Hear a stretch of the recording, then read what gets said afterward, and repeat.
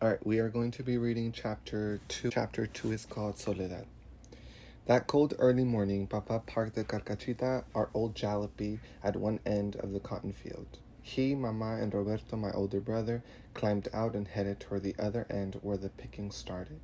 As usual, they left me alone in the car to take care of Trampita, my little brother, who was 6 months old. I hated being left by myself with him while they went off to pick cotton. As they walked further into the field, I climbed onto the roof of the car, stood on tiptoes, and watched them until I could no longer tell them apart from the other pickers. Once I lost sight of them, I felt a pain in my chest. That same pain I always felt whenever they left Trampita and me alone. Sobbing, I climbed into the car and wrapped my arms around Trampita, who slept in the back seat. He woke up crying and shivering from the cold. I covered him with a small blanket and gave him his bottle of milk. He calmed down and went back to sleep. After several long hours, I climbed onto the roof of the car again to see if Papa, Mama, and Roberta were on their way back for lunch. I looked as far away as I could without blinking, hoping to spot them. When I finally saw them, my heart started racing. I jumped off the car, fell to the ground, got up, and ran to meet them. I almost knocked Roberto off his feet when I jumped on him. After checking on Trampita, Mama and Papa spread a green army blanket on the ground behind the carcachita where we all sat to eat. Mama reached into a large grocery bag and pulled out the tacos she had prepared for us at dawn that morning. Papa ate quickly because he did not want to lose time from work. Roberto and I ate slowly, trying to make time last a bit longer, holding him in her left arm. Mama nursed Trampita while she ate with her right hand. She then laid him on the back seat of the car, changed his diaper, and kissed him gently on his forehead as he closed his eyes and fell asleep. Papa got up, folded the blanket, and placed it back inside the trunk of the car. He then picked up his empty cotton sack and flipped it over his left shoulder. This was the signal for Roberto and Mama that it was time to go back to work.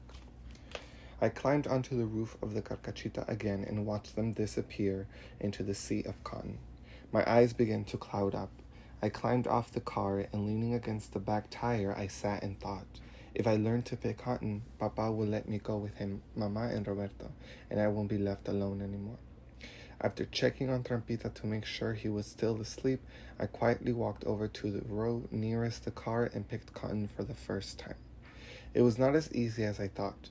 I tried to pick with both hands just like Roberto, but could only pick one cotton ball at a time. I held the cotton shells steady from underneath with my left hand while I picked the balls with my right hand and piled them on the ground.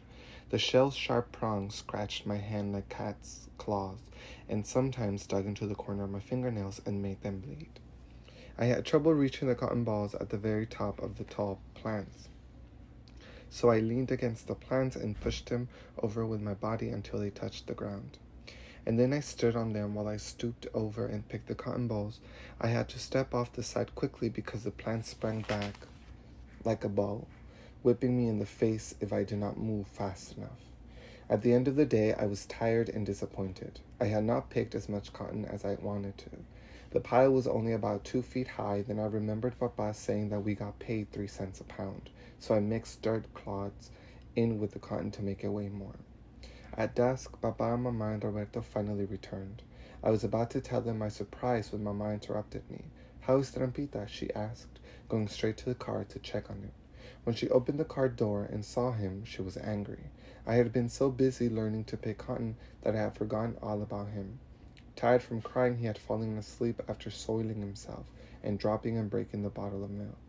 "I told you to take care of Trampita," Mama shouted. "But look what I did," I said, proudly pointing to the pile of cotton. Mama glanced at the pile, shook her head in anger, and began cleaning Trampita. Papa looked at my cotton, grinned slightly, and asked Roberto to help him collect it. His grin quickly turned into a frown when he discovered the dirt clods. He separated them from the cotton, pointing them out one by one as he tossed them on the ground. "You should be ashamed of yourself. We could be fired for this," he said. "Besides, your job is to take care of Trampita. Is that clear?" he continued, placing both hands on his belt buckle. "Si, Papa," I answered timidly. I was hurt and confused. Seeking comfort, I walked over to Roberto and whispered to him, Someday, I will get to go pick cotton with you, Papa and Mama. Then I won't be left alone. Roberto put his arm around me and nodded his head.